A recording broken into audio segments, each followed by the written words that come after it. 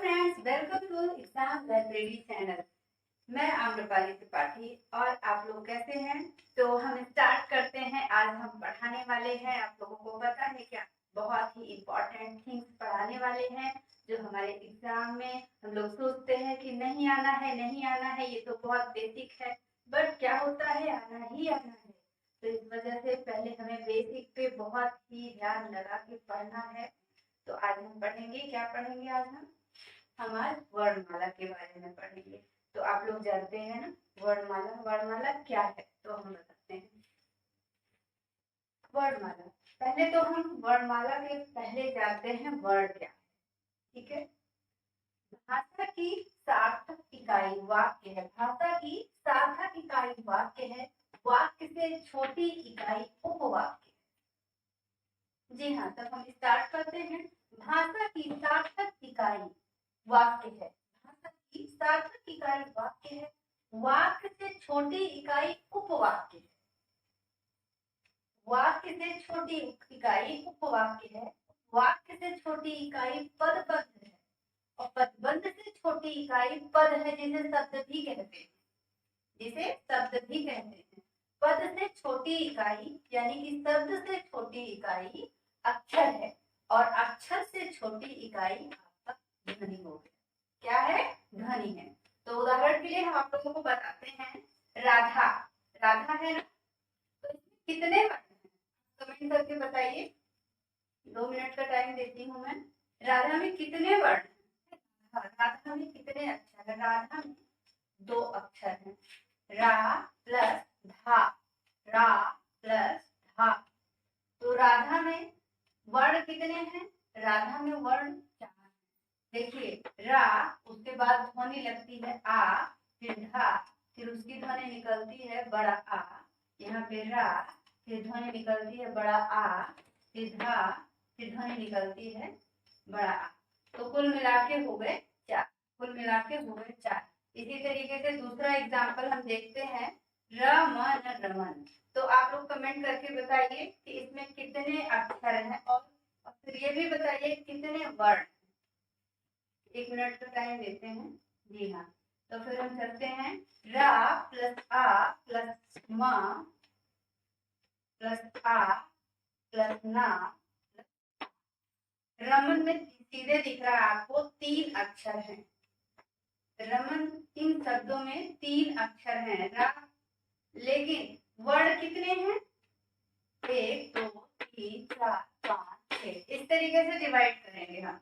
ये रमन, रा में ध्वनि निकलती है आ की, लास्ट में आ की, क्योंकि ये स्वर नहीं है।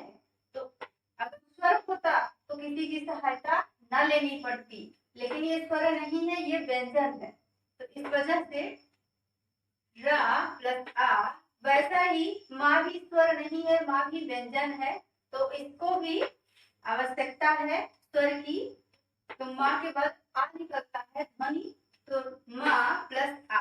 और ऐसा ही ये भी है ना प्लस आ। तो कितने अक्षर हो गए? 1 2 3 4 5 6। इसमें 6 अक्षर। क्लियर? तो फिर आगे बढ़ते हैं। वर्ण, वर्ण भाषा की सबसे छोटी इकाई ध्वनि है। ध्वनि को वर्ण कहते हैं। जैसा कि हमने ऊपर भी बताया आप लोगों को अभी स्टार्टिंग में, भाषा की सबसे छोटी इकाई ध्वनि है, जिसे हम वर्ण कहते हैं। अब आते हैं हम वर्णमाला पे। क्लियर? वर्णों के व्यवस्थित समूह को या उच्चारण समूह को वर्णमाला कहते हैं।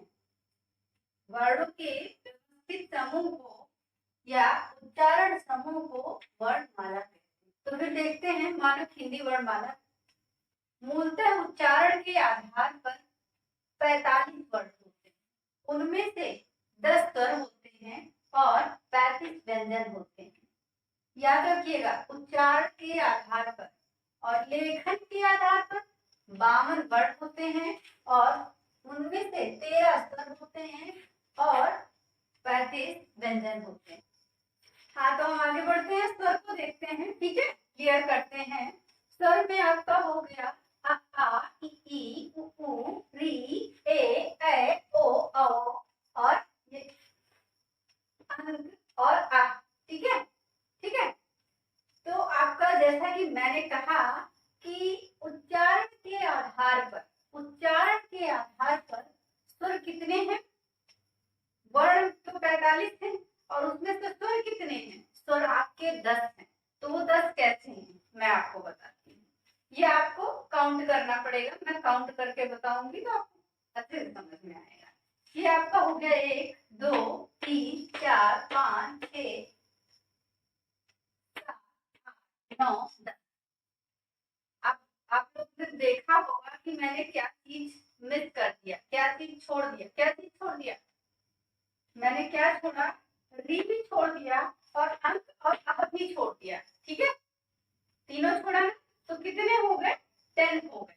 ठीक है, तो उच्चारण के आधार पर हमारा आपका स्वर जो हो जाएगा 10 हो जाएगा। लेकिन ये गलती बिल्कुल एग्जाम में मत करिएगा।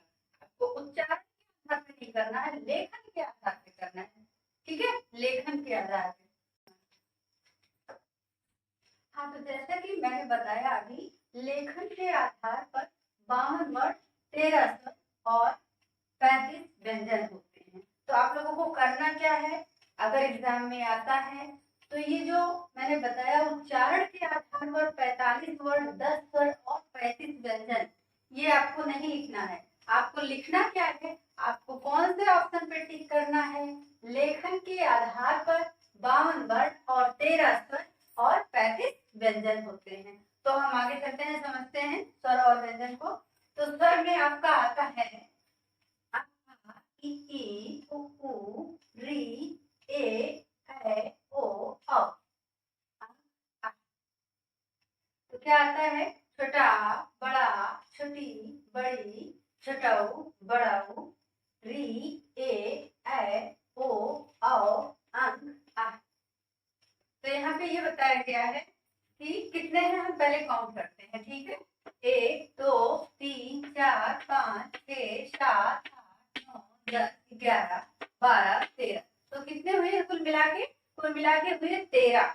तो आपको बताया गया कि लेखन के आधार पे 13 है, तो लेखन के आधार पर ये सारे स्वर ही माने गए हैं। लेकिन उच्चारण के आधार पर ये आपका स्वर नहीं माना गया है। आपका अंक हो गया, ना ही ये व्यंजन में आता है और ना ही ये स्वर में आता है।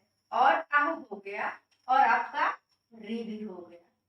ठीक है, समझ में आया? Is it clear? ठीक है, तो अंक और आह को हम समझाते हैं। हाँ, तो अंक और आह को, ये क्या है?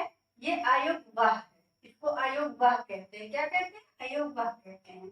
तो जैसे कि हमने 3 जो है माइनस कर दिया है, अभी आपने देखा मैंने 3 माइनस कर दिया है, तो कितने बचे आपके? आपके बचे 10। कितने बचे? 10 बचे। तो यहाँ पे उच्चारण के आधार पर स्वर 10 है। ठीक है, लेकिन यहाँ पे उच्चारण के आधार, यहाँ पे लेखन के आधार पे आपका स्वर 13 है। कितना? 13 है। क्लियर है? आगे बढ़ते हैं। व्यंजन, व्यंजन का वर्ग हो गया, इसमें का, खा, गा, घा, अंगा। ठीक है, च वर्ग हो गया, चा, छा, जा, झा, इया। तो ये टा वर्ग हो गया, टा, ठा, डा, ढा, ड़ा। ठीक, ता वर्ग में आपका आ गया ता, था, दा, धा, ना। पा वर्ग में आ गया पा, फा, बा, भा, मा। हाँ, तो द्विगुण व्यंजन के बारे में, द्विगुण व्यंजन के बारे में कौन कौन जानता है? ठीक है, अगर जानते हैं तो मैसेज करिए कमेंट पे। ठीक है, 2 मिनट में वेट करती हूँ। हाँ, तो ठीक है, बता ही देते हैं आपको द्विगुण व्यंजन। द्विगुण व्यंजन, ये आपका द्विगुण व्यंजन हो गया। ठीक है, इसके बारे में मैं आगे बताऊंगी आपको। ठीक है, अभी धीरे धीरे क्लियर करती चलती जा रही हूँ, क्योंकि काफी समझाना पड़ेगा इसमें। हाँ, तो आपको ता वर्ग हो गया, ता, था, दा, धा, ना। और पा वर्ग हो गया, पा, फा, बा, भा, मा। ठीक है, अब अंतस्थ व्यंजन, आपका क्वेश्चन में ये भी आ जाता है कि यह कौन सा व्यंजन है, या 4 ऑप्शन में आपको आएंगे कि 4 ऑप्शन दिए जाएंगे, उसमें पूछे जाएंगे कि अंतस्थ व्यंजन कौन सा है। तो जैसे आपको ऑप्शन में दे दिया गया पा, मा, का, उसके बाद या, तो इसमें आपको अंतस्थ व्यंजन बताना होगा। ठीक है, तो आपका अंतस्थ व्यंजन आपका रहा या, रा, ला, वा। समझ में आ रहा? आप लोगों को क्लियर दिख तो रहा है? ठीक है, तो आपका अंतस्थ व्यंजन क्या हो गया? या, रा, ला, वा। जैसा कि मैंने कहा कि मैं बार बार रिपीट कर देती हूँ और जान के मैं ये करती हूँ, क्योंकि पढ़ने से ज्यादा सुनने पे ज्यादा फायदा होता है और वो माइंड में सेट हो जाता है। ठीक है, चलते हैं। हाँ, तो आपका क्वेश्चन जो है देखिए यहाँ से भी आ सकता है, आपसे पूछा जा सकता है। ऑप्शन में से ऑप्शन दिए जाएंगे, ठीक है, उसमें पा लिख दिया जाएगा, या लिख दिया जाएगा, का लिख दिया जाएगा, खा लिख दिया जाएगा, कुछ भी लिख दिया जाएगा। तो आपसे पूछा जाएगा कि अंतस्थ व्यंजन इसमें से कौन सा है। तो आप लोग देख लीजिए, दिख तो रहा है ना? ठीक है, अंतस्थ व्यंजन या, ये रहा रा, ला, वा, ये क्या है? अंतस्थ व्यंजन है। ठीक है, फिर हम आगे चलते हैं। ऊष्म व्यंजन, ऊष्म व्यंजन, ऊष्म व्यंजन भी आप लोग सुने होंगे, भले याद ना हो। ठीक है, ऊष्म व्यंजन में बड़ा सा, छोटा सा, हस्ती सा और हा, ये क्या है? ऊष्म व्यंजन। ठीक है, अगर आप लोगों से मिस हो जाए तो वीडियो पॉज करके आप लोग नोट्स बना सकते हैं, लिख सकते हैं। ठीक है, और नहीं तो वीडियो सेव कर सकते हैं। तो आपका रहा, अब क्या बचा? संयुक्त व्यंजन बचा है। ठीक है, आप लोगों को मैंने ऊपर बताया कि लेखन के आधार पर वर्ड, ठीक है, लेखन के आधार पर वर्ड जो है आपका 52 है। ठीक, तो यहाँ मैंने क्या किया? 13 स्वर है और 35 व्यंजन है, तो दोनों को प्लस किया है। ठीक है, आप लोगों ने ये भी देखा होगा कि 13 और 35 मिला के 52 नहीं होता। क्यों नहीं होता है? क्योंकि आपका ये संयुक्त जब बन जाएगा तब 52 होगा। ठीक है,